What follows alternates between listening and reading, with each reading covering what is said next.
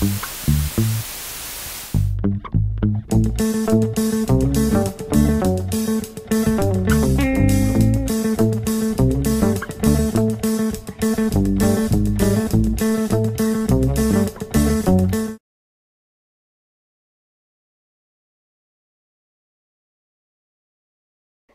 bonjour, bienvenue sur Coco TV. Aujourd'hui, un ventirad très abordable, le fer A2 ou HE1224 en V2 de Salantium PC. Alors Salantium PC, en France, on ne connaît pas des masses. Les produits seront prochainement disponibles sur Internet.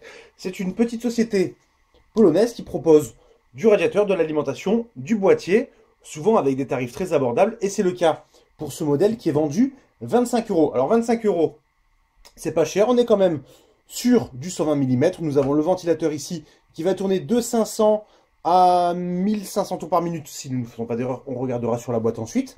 Et un radiateur avec une finition très classique au niveau des ailettes, des caloducs et de la base en direct touch. Mais on a quand même un petit top noir.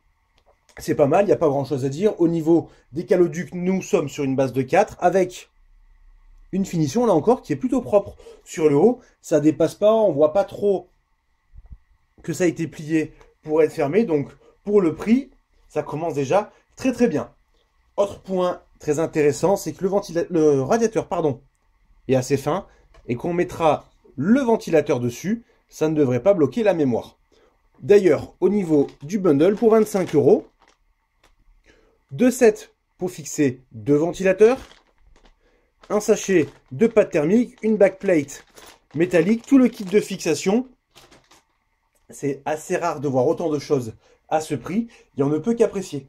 À savoir qu'avant que le cours de l'euro-dollar varie, il était encore moins cher. Donc autant dire que là, Salantium PC fracasse plutôt les prix et on ne va pas s'en plaindre. La hauteur, on regarde sur la boîte qui est très simple. À l'intérieur, protection en plastique, le ventilateur est séparé.